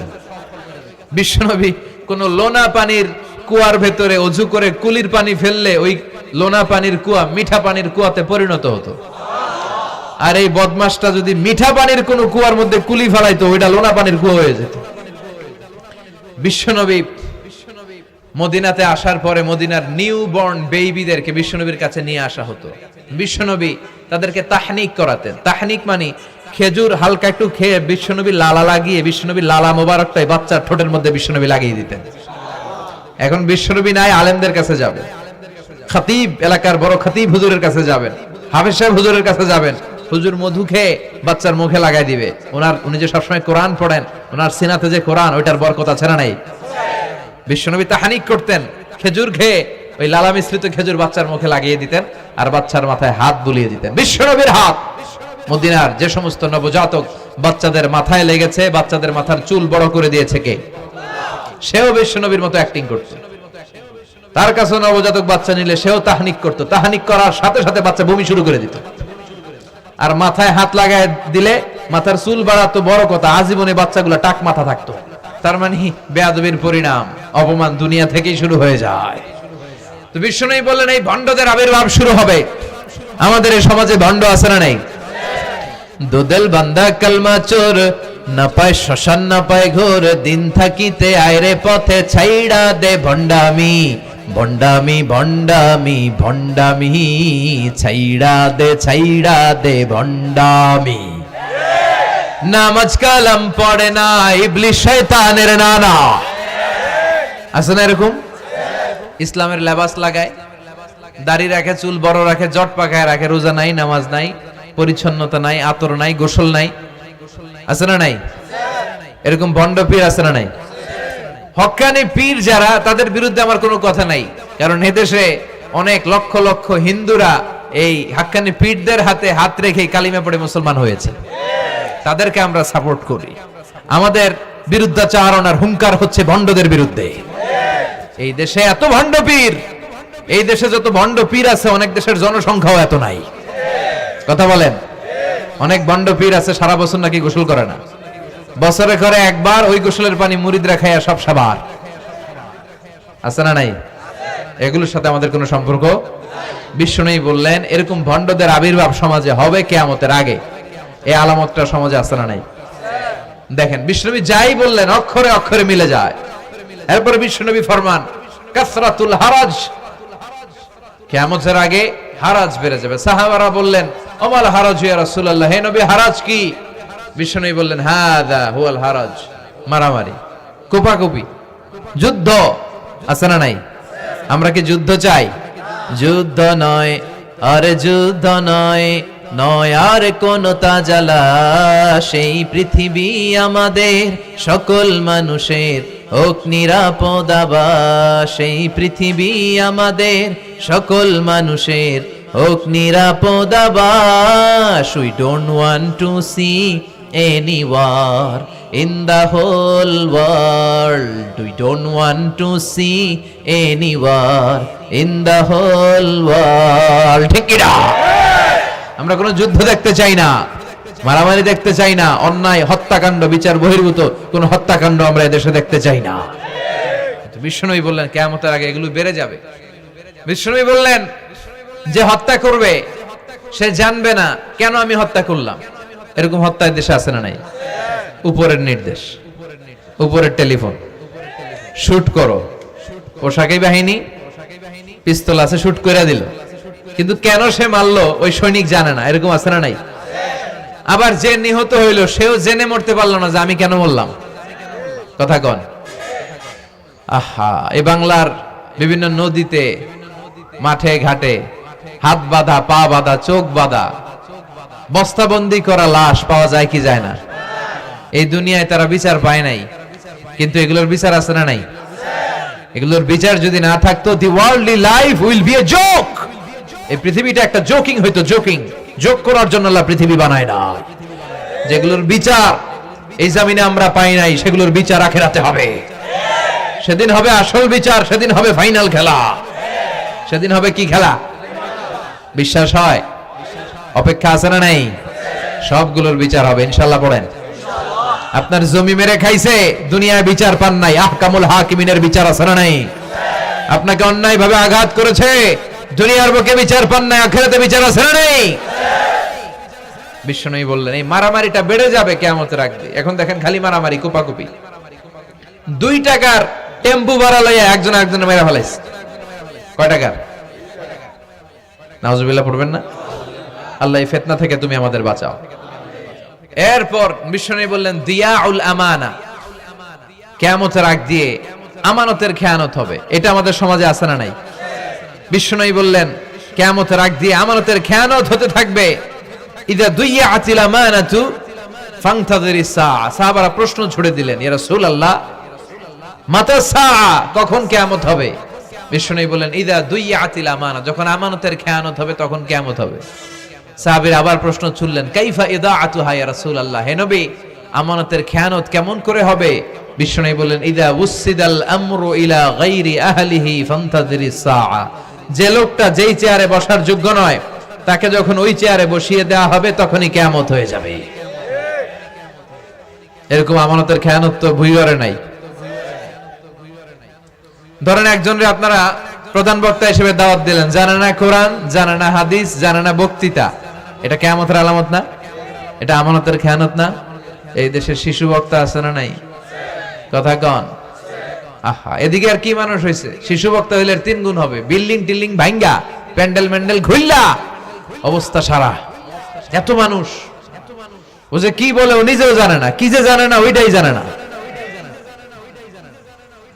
সবকিছুর একটা বয়স আছে। তোমাকে পড়াশোনা করতে হবে, তোমাকে ডিগ্রি অর্জন করতে হবে, তোমাকে জানতে হবে, তোমাকে বিশ্লেষণ করার, অ্যানালাইসিস করার ক্ষমতা রাখতে হবে। ছোট বাচ্চা যদি মুরব্বির মতো কথা বলে আমরা এটার বেয়াদব বলি। আপনারা বই করে কি বলেন? বেয়াদব। পাশে খতিব সাহেব হুজুর, এখানে হাফেজ সাহেব হুজুর, এখানে ইমাম সাহেব হুজুর, এখানে কামিল মাদ্রাসার প্রিন্সিপাল, এখানে জগৎ বিখ্যাত মুহাদ্দিস, আর সে বেয়াদবের মতো পায়ের উপর পা তুলে আঙ্গুল নাড়িয়ে নাড়িয়ে কথা বলে। এটা কিয়ামতের আলামত। এগুলো বন্ধ করেন, এগুলোর সাথে ইসলামের সম্পর্ক নাই। যারা কোরআনের কথা জানে, যারা আলেম, তাদেরকে দাওয়াত করেন, জ্ঞান গর্ভ আলোচনা করবে, আপনার জীবনকে উজালা করে দিবে কে? কিন্তু লোক জড়ো করার জন্য এগুলো করে। আহা, তাফসীর মাহফিলের ভিতরে এই শো অফ, খালি লোক দেখানো মানসিকতা। কে আসলে বেশি লোক হবে এরা দাওয়াত করো। মাহফিল হইলে এরা লাগবে, ওরে লাগবে, এরা লাগবে। আমগো অবস্থা হালুয়া টাইট। 15,000 দাওয়াত ইনভাইটেশনের মধ্য থেকে 90টা প্রোগ্রাম রেখেছে এই বছর। 15,000। এটা কিয়ামতের আলামত না? সুবহানাল্লাহ কয়। আর এটা কিয়ামতের আলামত কেন? আমারে লাগবে কেন? আপনার এলাকায় মুহাদ্দিস নাই? আপনার এলাকায় মুফাসসির নাই? মিজানুর রহমান আজহারীকে লাগবে কেন?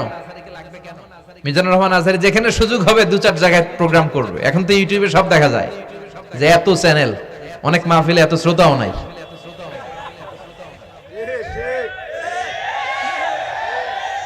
কথা কন। এখন কোথাও যেতে পারি না।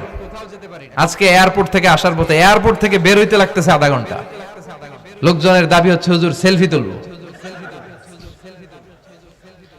সেলফি তুলবো, তাও বিভিন্ন অঙ্গভঙ্গি করে, এরকম মুখ বাঁকা করে, এরকম হাত বাঁকা করে। আমি বললাম কি স্টাইল? কয় এটা গ্যাংনম স্টাইল। আছে না নাই? তো এগুলো লৌকিকতা যেন না হয়। এটা তো দিনের দাওয়াতের একটা সেক্টর, একটা প্ল্যাটফর্ম। এখানে ভুইগড়ের যিনি সবচেয়ে বড় খতিব সাহেব হুজুর, উনি আসলেই চলবে। বড় আলেম উনি আসলেই চলবে। পাবনা জেলার বড় আলেম পাবনায় কথা বলবে, আর অন্যান্য জেলার যদি সুযোগ হয়। কিন্তু এমন ভাবে এটারে আমরা একটা আক্রমণাত্মক জায়গায় নিয়েছি। একটা ডেটের জন্য মানুষ সিআইপি ভিআইপি দিয়ে ট্রাই করে, এটা ঠিক না। এই টেন্ডেন্সি থেকে আমরা যেন বেরিয়ে আসি। আমরা, আমাদের দরকার ইখলাস। কি দরকার? ইখলাসের বড় অভাব। আবার মাহফিলে গেলে আমাদেরকে অনেক ক্রাইটেরিয়া দেয়, বলে হুজুর আপনার কিন্তু আজকে কাঁপাইতে হবে। আমি আসছি কোরআন থেকে কথা বলতে, এখানে কাঁপাকাঁপি হলে তো ভূমিকম্প হয়ে যাবে। কথা বলেন। আবার বলে হুজুর আপনার কিন্তু আজকে জমাই দিয়া যাইতে হবে। কি করতে হবে? জমাইতে হবে। তো এগুলোর সাথে ইখলাসের কোনো সম্পর্ক আছে? আবার বলে হুজুর কেউ যেন না ওঠে, আপনার কিন্তু ধরে রাখতে হবে, মানে আমনে করে সবাইরে ধরে রাখতে হবে, পাও ধরে থাকেন। এগুলোর সাথে হেদায়েতের কোনো সম্পর্ক, এজন্যই তো সমাজে হেদায়েত নাই। মাহফিলের পরে মাহফিল হয়, ফজরের নামাজটা ঠিকমতো হয় না। হেদায়েত শূন্য, হেদায়েত নাই, ইখলাস নাই। কি উদ্দেশ্যে শুনতেছি এটা যেন খেয়াল করে আমল করতে পারে, এই টেন্ডেন্সিটা নাই। আসুন আমরা একটু থামি, স্টপ, থামেন, অনেক হয়েছে। আন্না ইসলাম কি বলে, কি শিখাতে চায়, কি বুঝাতে চায়, ওইটা বোঝার চেষ্টা করেন, ওইভাবে মানার চেষ্টা করেন। কে কি বললো দেখার দরকার নাই, এত লোক জড়ো হওয়ার দরকার নাই। আজকে যদি চ্যানেল একটাও না থাকতো, 10 জন বসে যদি আমার কথা শুনতো, কোনো সমস্যা আছে? কথা বলেন। এজন্য হেদায়েতটা সবচেয়ে বেশি জরুরি, ইখলাসটা জরুরি, আল্লাহর প্রতি ভয়, আস্থা, ভালোবাসা, এটা বেশি জরুরি।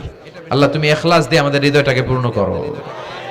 তাহলে এই যে লোক যে চেয়ারে বসার যোগ্য না, ওই লোক যদি ওই চেয়ারে বসে, কিয়ামতের আলামত আছে না নাই?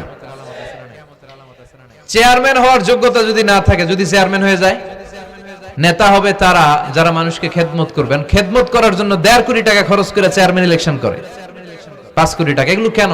এই ট্রেডিশন দেশে আসলো কেন? উনি টাকা খরচ করবে কেন? ওনার চা খাওয়ানো আর সিগারেট খাওয়ানো লাগবে কেন?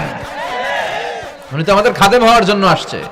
উনি জনপ্রতিনিধি হয়ে দাঁড়াবে, যাকে আপনারা পছন্দ করবেন, ভোট দিবেন না। হাজার হাজার কোটি টাকা, শোডাউন, শো অফ আছে না নাই? কিয়ামতের আলামত। মসজিদের সভাপতির সাথে মসজিদের কোনো সম্পর্ক নাই, আছে না নাই? সব সভাপতিকে আমি এক পাল্লায় মেপে দিচ্ছি না, বেশিরভাগের এই অবস্থা। ভালো 2-1 জন আছে, আমি জেনারেলাইজ করছি না। সভাপতি তো হবেন তিনি যার সাথে মসজিদের দরদ বেশি, মায়া বেশি, মসজিদে যায় বেশি, ঠিক কি না? এখন বছরে ওনারা একবার খুঁজে পাওয়া যায় না, উনি সভাপতি, উনি সেক্রেটারি, উনি ক্যাশিয়ার, আছে না নাই? তার মানে উনি এখানে বসার যোগ্য ছিল না, ওনারে বসানো হয়েছে।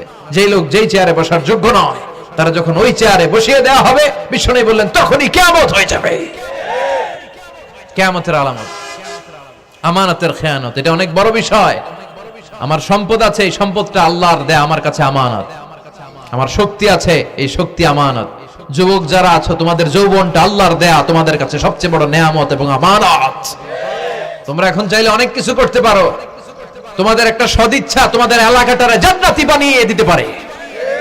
তোমরা চাইলে সাগরের স্রোতকে পাল্টে দিতে পারো, বাতাসের গতিকে উল্টে দিতে পারো, তোমরা ইতিহাস রচনা করতে পারো।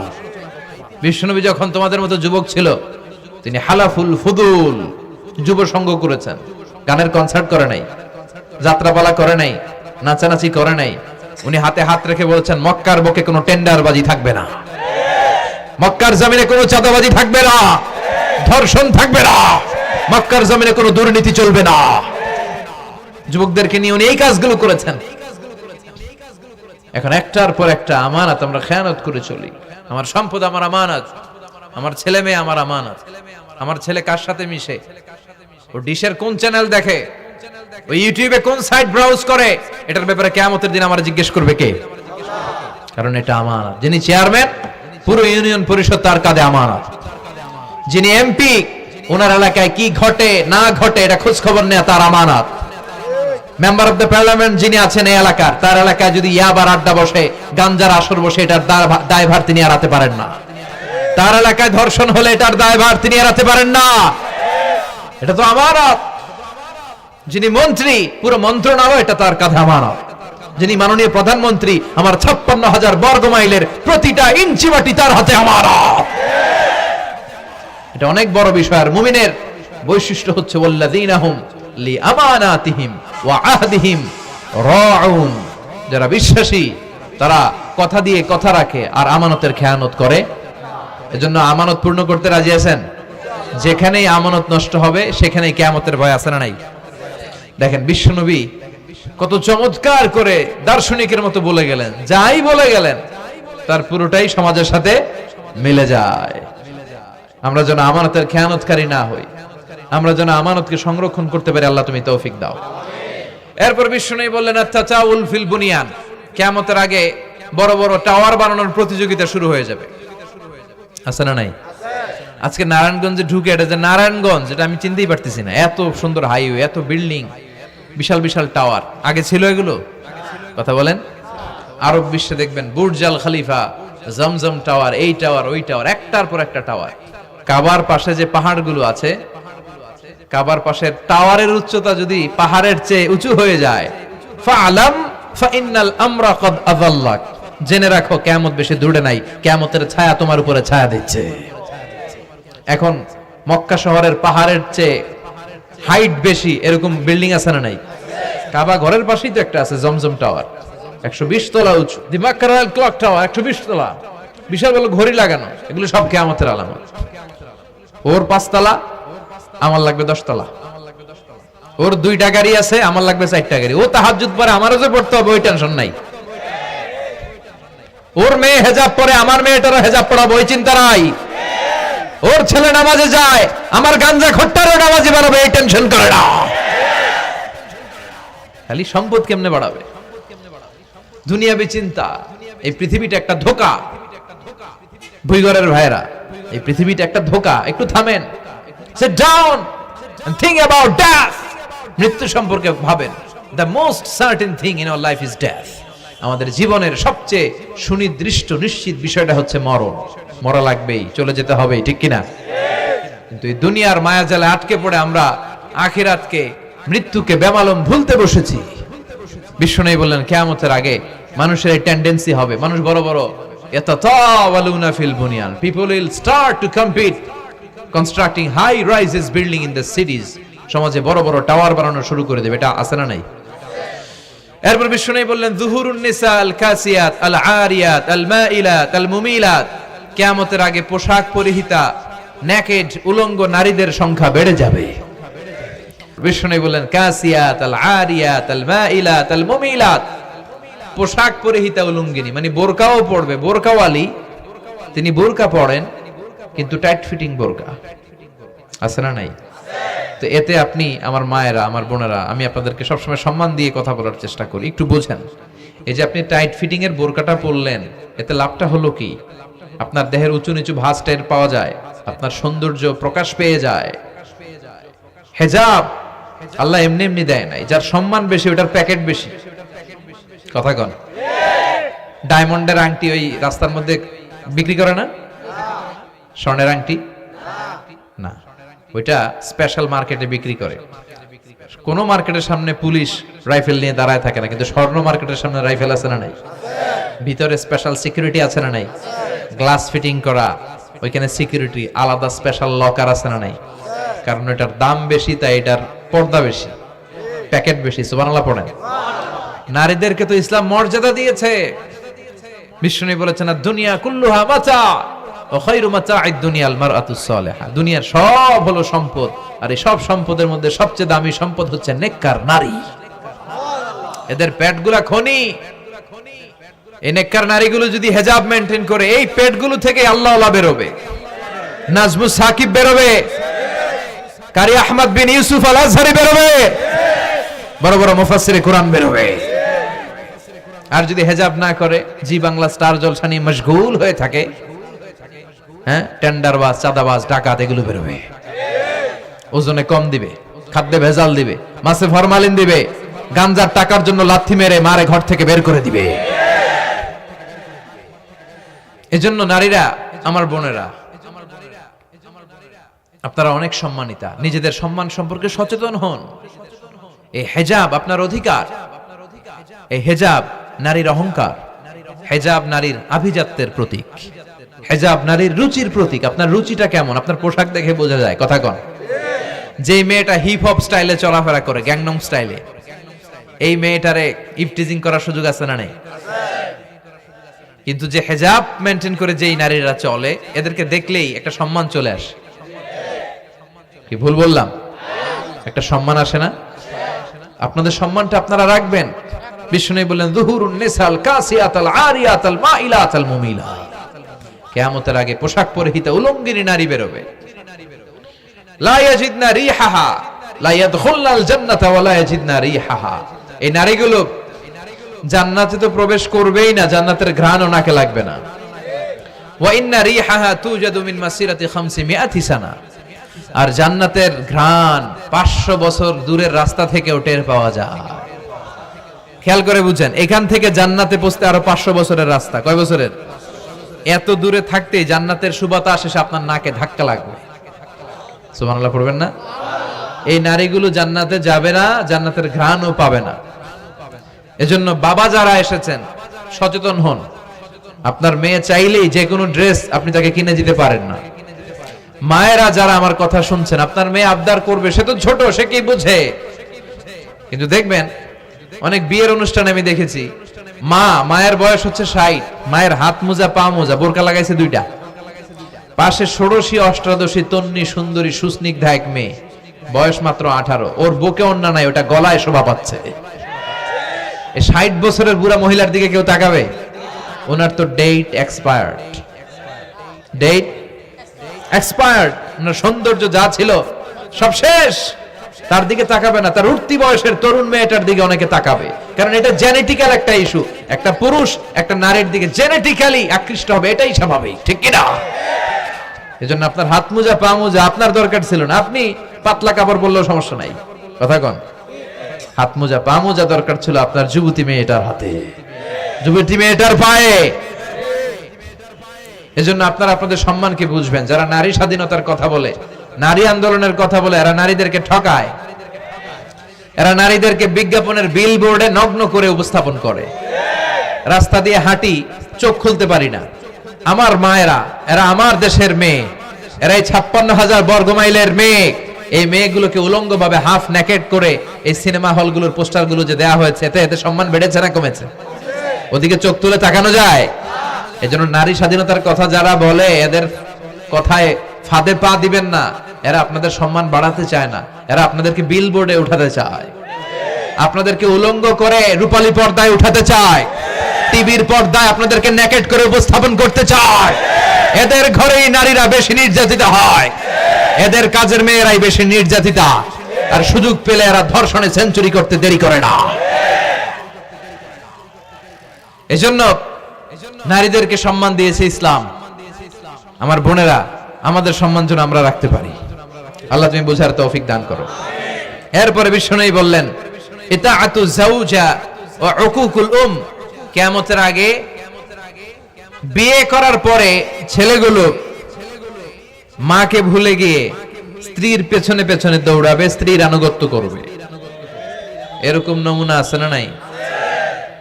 তো এজন্য মাকে ভুলে যাওয়া যাবে না। মায়ের দোয়া বড় দোয়া। মায়ের দোয়া সবার আগে কবুল। বুলেট মারলে বুলেট মিস হয়, মায়ের দোয়া মিস হয়? খবরদার। স্ত্রী চলে গেলে নতুন স্ত্রী পাওয়া যায়, মা মরে গেলে মা পাওয়া যায়? তাই বলে আমি বলছি না আপনার স্ত্রীকে ডিভোর্স দেন না, বুঝান, মাকেও বুঝান, স্ত্রীকেও বুঝান, বুঝানোর চেষ্টা করেন। সমাজের এখন সবচেয়ে বড় সমস্যাটা হচ্ছে শাশুড়িরা চায় আমি ডমিনেট করব, আমার এতদিনের গড়া সংসার। বউ এসে কয় না, আমি আইছি মাগার, আমি সব খায় ফেলাম। আছে না নাই? এই যে সবাই ডমিনেট করতে চায়, এটা সমস্যা। সমাধানটা কি? সমাধানটা হচ্ছে আমাদের শাশুড়ি যারা আছে সমাজের, তাদের উচিত বৌমাটারে নিজের মেয়ের মতো মনে করা। নিজের মেয়ের যেখানে বিয়ে দিছে ওইখানে কিন্তু খুব খোঁজ নেয়, মা তোর কি অবস্থা, তোর কষ্ট হইলো কিনা, ইত্যাদি ইত্যাদি। কিন্তু ছেলের বউ করে যারা আনছে এর দিয়ে ইচ্ছে মতো কাজ করা, এরকম ডাকাত আছে না নাই? ডাবল স্ট্যান্ডার্ড, এটা ঠিক না। আর বৌমা যারা আছেন, ঘরের বৌমা, এরা শাশুড়িকে একটু মায়ের মতো মনে করেন না, কারণ একদিন আপনিও শাশুড়ি হতে চলেছেন, একদিন আপনিও শাশুড়ি হবেন। রং ধরা যৌবন জং ধরে শেষ, আপনারও ছেলে হবে, এই ছেলের বিয়ে করাতে হবে, এই ছেলের বউ এসে আপনার ঘরে তাই করবে আপনি আপনার শাশুড়ির সাথে যা যা করেছেন।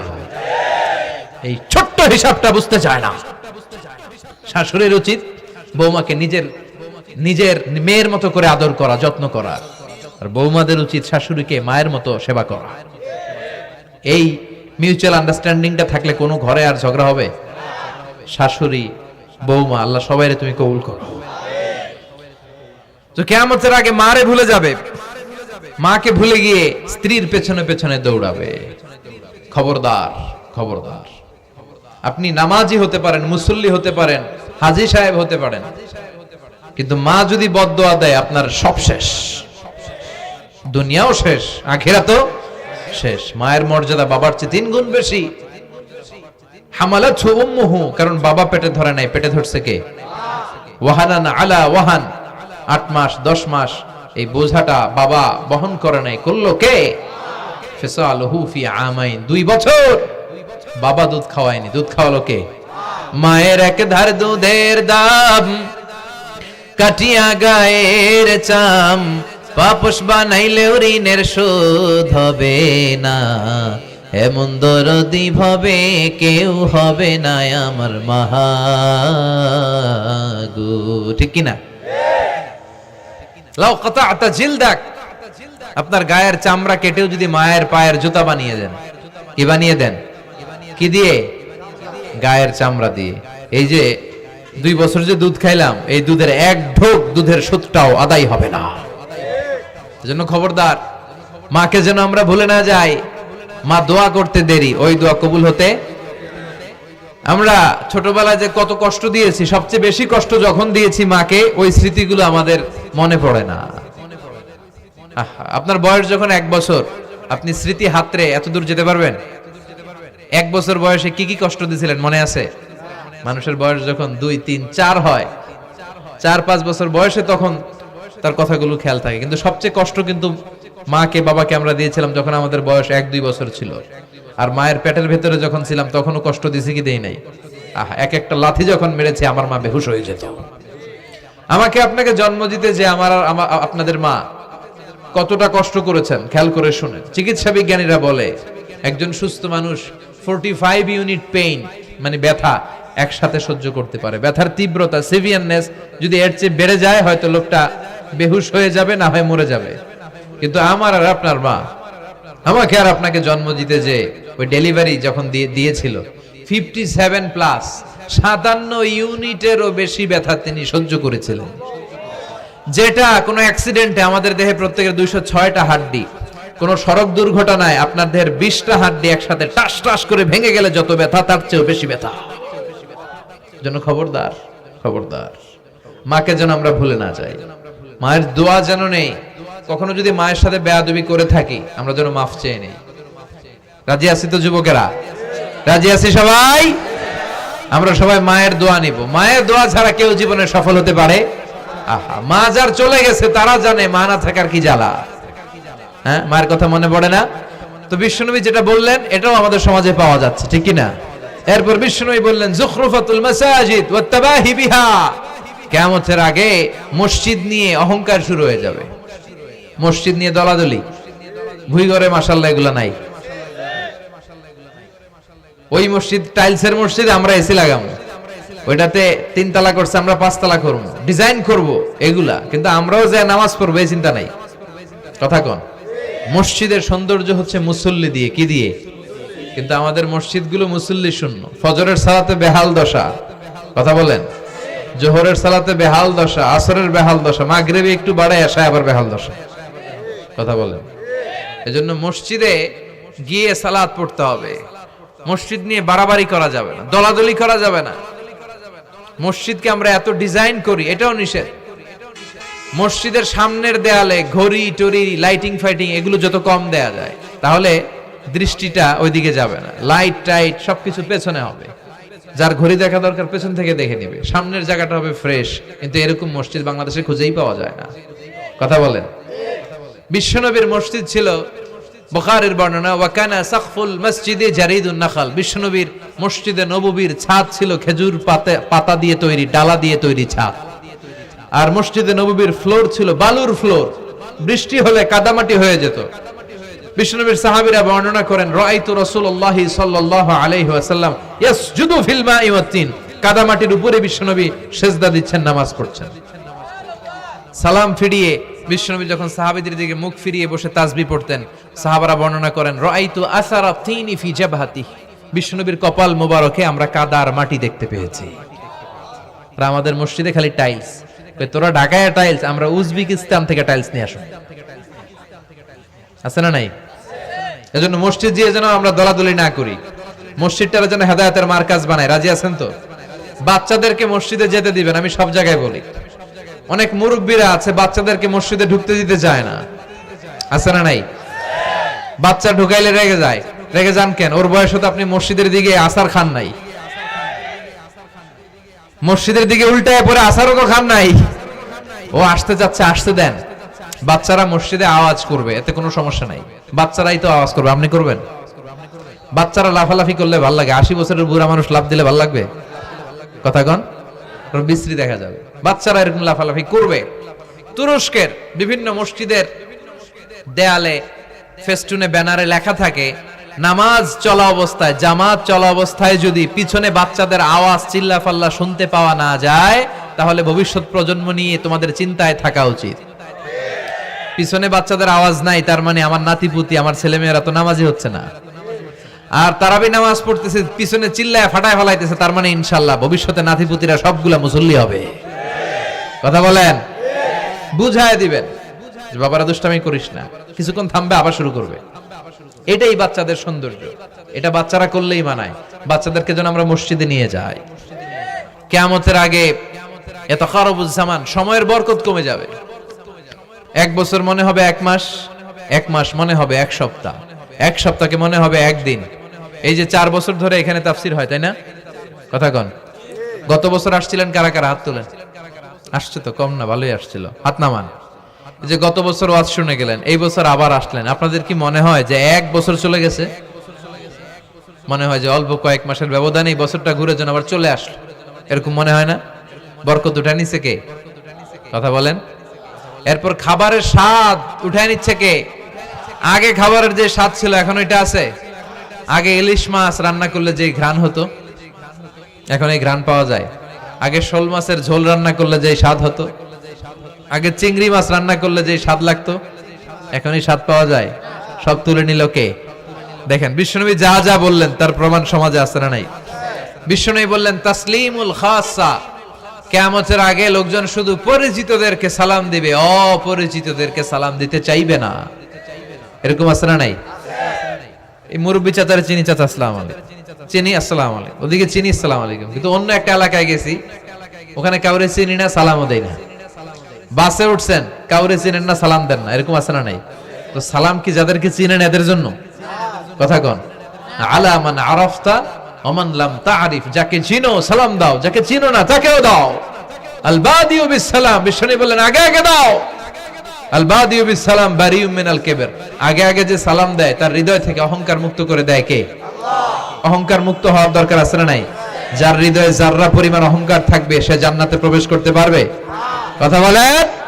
এজন্য আমরা আগে আগে সালাম দেব। ভুইগরের ভাইয়েরা ছোটরা বড়দেরকে দিব, বড়রা ছোটদেরকে দিব, হাজবেন্ড ওয়াইফকে দিব, ওয়াইফ হাজবেন্ডকে দিব। রাজি আছেন তো? আজকে যারা স্বামী যারা আসছেন বাড়িতে যেই ভাবির আগে সালাম দিবেন, রাজি আছেন?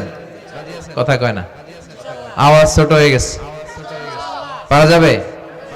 আপনি আগে সালাম দিবেন, এটা দেখে আপনার স্ত্রী লজ্জা পেয়ে আপনার আগে দিবে, এগুলো দেখে বাচ্চারা সালাম শিখে ফেলবে। সুবহানাল্লাহ কইবেন না? আমরা কি চাই না আমাদের ফ্যামিলিগুলো এরকম সুন্দর হোক? আমরা কি চাই না আমাদের ফ্যামিলিগুলো জান্নাতি হোক? এরপরে বিশ্বনবী বললেন খুতাবুকুম তাবিলা সালাওয়াতুকুম কাসীরা, কিয়ামতের আগে খুতবাগুলো লম্বা হবে আর সালাতগুলো খাটো হয়ে যাবে। এই যে বক্তব্য লম্বা, নামাজ হয়ে যায় খাটো, আছে না নাই? হুজুর ওয়াজ করেন, ওয়াজ টেস্ট লাগে, নামাজ টেস্ট লাগে না, আছে না নাই? এশার নামাজে পড়ে না, ফজর নামাজে পড়ে না, রাত 2টা পর্যন্ত ওয়াজ শুনে, আছে না নাই? এরকম করা যাবে না। নামাজ কামাই করা যাবে না। সবার আগে হবে নামাজের হিসাব। নামাজের হিসাব ঠিক তো আপনার পুরো আমলনামা ঠিক। নামাজে ভেজাল তো সব জায়গায় ভেজাল। প্রথম হিসাব নেওয়া হবে এই সালাতের, খবরদার। এরপরে বিশ্বনবী বললেন লা ইউকাসসামুল মিরাস আলা ওয়াজহিন সাহিহ। বিশ্বনবীর হাদিস থেকে এরকম বর্ণনা পাওয়া যায়, এর মাফহুম হচ্ছে লা ইউকাসসামুল মিরাস আলা ওয়াজহিন সাহিহ, সহিহ পদ্ধতিতে মিরাজ বণ্টিত হবে না।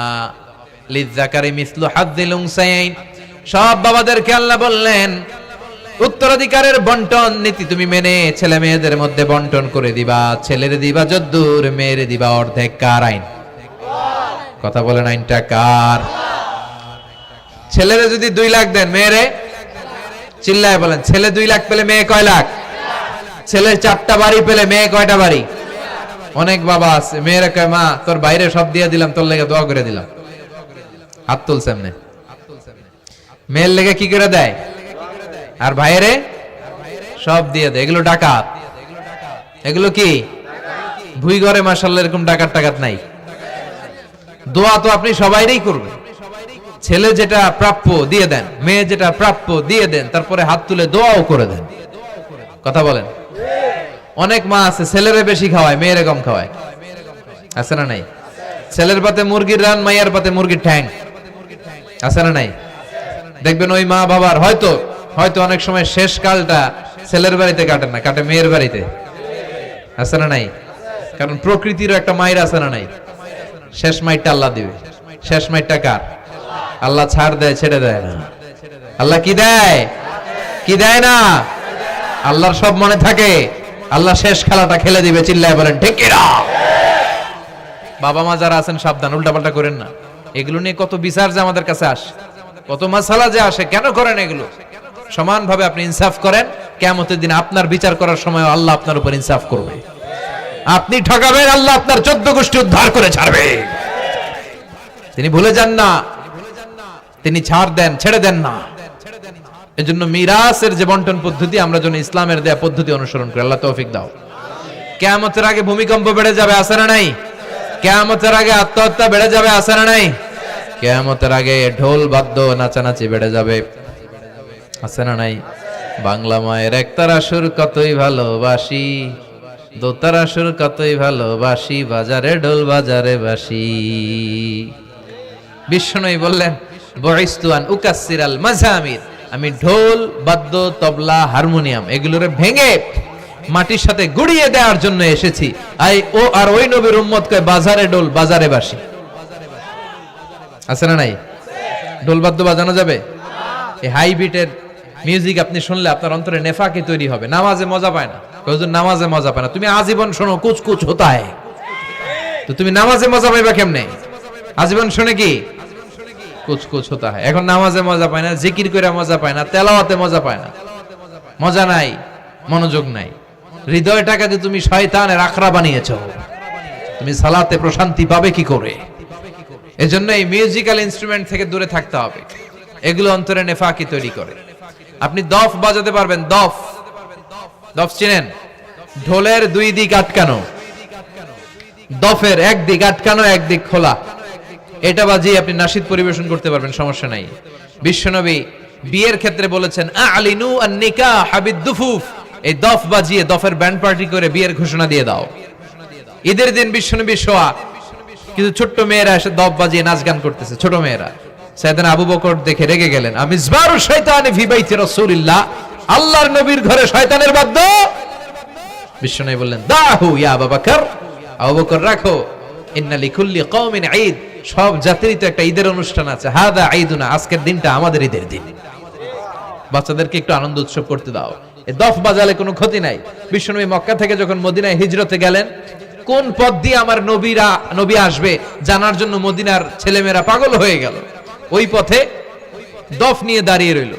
বিশ্বনবী সাইয়েদনা আবু বকরকে নিয়ে আগমন করলেন। ওরা তালা আল বাদরু আলাইনা বলে বিশ্বনবীর ওয়েলকাম জানালো। সুবহানাল্লাহ পড়েন। তালা আল বাদরু আলাইনা মিন সানিয়াতিল ওয়াদা ওয়াজাবা শুকরু আলাইনা মা দাআ লিল্লাহি দা أيها المبعوث فينا جئت من أمر المطاب جئت شرفت المدينة مرحبا يا خير دا طلع البدر علينا من ثنيات الوداع وجب الشكر علينا ما دعا لله دا পড়েন আল্লাহু আকবার। আমরা যেন এই সুস্থ সংস্কৃতির প্রচার প্রসার করতে পারি। ইসলাম বিনোদনের নিষেধ করে নাই, কিন্তু বিনোদন শুড বি হালাল বিনোদন, ঠিক কিনা? আপনি অসুস্থ সংস্কৃতির চর্চা করলে ওইটা আল্লাহ অ্যাকসেপ্ট করবে না। সংস্কৃতিটা হতে হবে সুস্থ সংস্কৃতি। আল্লাহ তুমি তৌফিক দাও। বিষ্ণুবী যা যা বললেন, ভুইঘরের ভাইয়েরা, তার প্রতিটি আমাদের আশেপাশে চোখের সামনে পেছনে আছে না নেই? এটা ফিতনার যুগ। কিসের যুগ?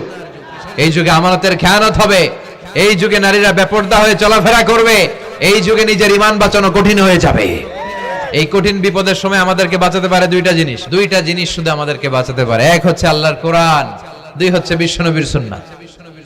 ঠিক কিনা? এই দুইটা জিনিসকে মারির দাঁত দিয়ে আঁকড়ে ধরে রাখতে হবে, তাহলে সে পথভ্রষ্ট হওয়ার কোনো সুযোগ। This Quran and Sunnah hour way to জান্নাহ। ঠিক কিনা? আওয়াজ করে আমার সাথে পড়েন, কোরআন and Sunnah hour way to জান্নাহ। আওয়াজ বাড়ায় দেন, পড়েন, কোরআন and Sunnah hour way to জান্নাহ। এই কোরআন সুন্নাহ আপনাকে